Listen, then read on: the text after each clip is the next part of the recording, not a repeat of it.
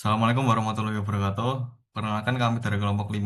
Pada kesempatan kali ini kami akan presentasikan hasil laporan keuangan akuntansi dasar untuk mitra UMKM kami yaitu Gobik Society untuk periode Maret 2026.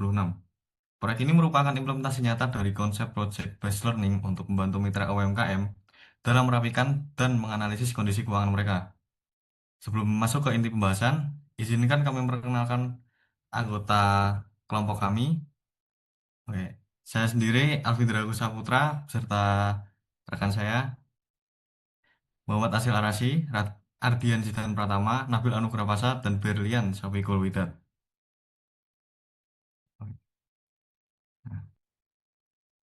Kopi Society adalah entitas usaha kreatif di sektor fashion yang berdiri sejak tahun 2021, didirikan oleh Ahmad Fauzan Tirmizi, yang juga merupakan mahasiswa Universitas Muhammadiyah Surakarta. Usaha ini berfokus pada konveksi pakaian yang inovatif dan relevan dengan generasi muda. Saat ini, operasionalnya berpusat di Jalan Kencur 3, Surakarta, dengan tim inti berjumlah 3 orang. Menariknya, Kubik Society menerapkan sistem penjualan hybrid, yaitu menggabungkan offline store dengan penetrasi pasar digital seperti Shopee dan juga TikTok Shop, serta memiliki rekam jejak kolaborasi yang luas dengan brand seperti Doomsday, Arus Coffee, hingga BEM Universitas Brawijaya.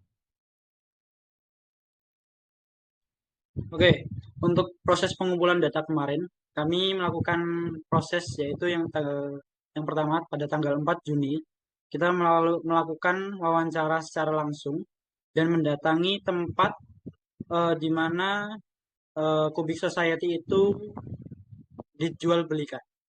Dan tanggal 2 kami melaksanakan pengerjaan atau melakukan eh, membuat laporan observasi dari hasil dari wawancara tersebut. 8 hari ini kita melakukan presentasi melalui Zoom dan tanggal 9 yaitu pengumpulan hasil laporan tersebut. Terima kasih.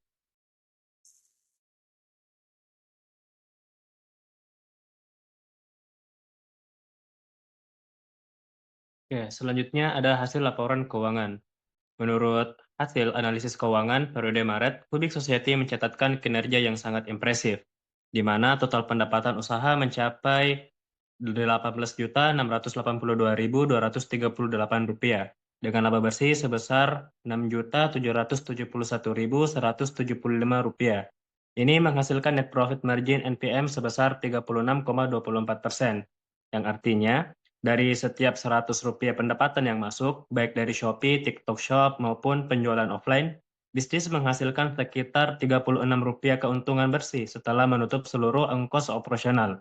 Angka di atas 30% ini mengindikasikan bahwa kondisi usaha sangat sehat secara finansial. Modal akhir pemilik per 31 Maret juga tumbuh menjadi sebesar Rp5.693.425.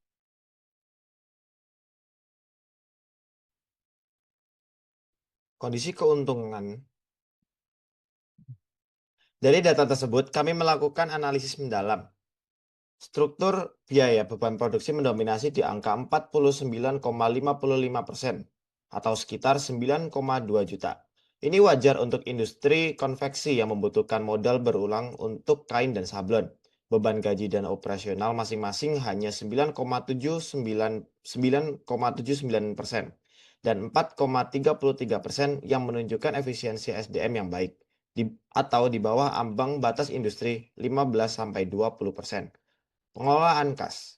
Arus kas operasional sangat positif. Rasio penarikan pribadi atau PRIV pemilik hanya 15,92% dari laba bersih, sehingga retention rasio atau laba ditahan berada di angka aman, yaitu 84,08%. Untuk modal kerja, permasalahannya.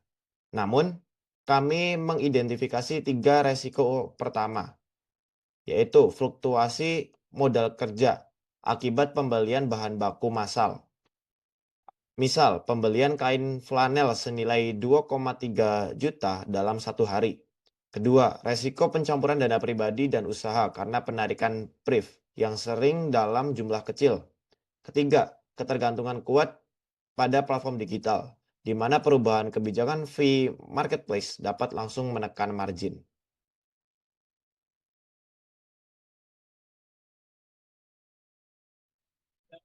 Berdasarkan analisis tersebut, kami merumuskan 4 rekomendasi strategis dengan target implementasi bertahap. Yang pertama, pemisahan keuangan. Bulan pertama, segera membuka rekening bank khusus usaha dan mengubah sistem PRIF menjadi gaji tetap pemilik agar anggaran bulanan lebih terstruktur dan stabil. Lalu yang kedua, pencatatan sistematis, menerapkan dokumentasi bukti transaksi secara kronologis dan rekapitulasi real time harian untuk mencegah selisih kas. Lalu yang ketiga, aplikasi keuangan digital bulan 2 sampai 3. Beralih dari catatan manual ke aplikasi digital untuk otomatisasi laporan dan keamanan data berbasis cloud, serta memudahkan pelacakan margin dari berbagai kanal. Lalu yang keempat, dana cadangan operasional atau cash buffer bulan ketiga, mengalokasikan 10-15% dari laba ditahan ke pos dana darurat. Ini berfungsi sebagai pelindung likuiditas agar bisnis tidak mengalami cash crunch saat memasuki siklus produksi massal.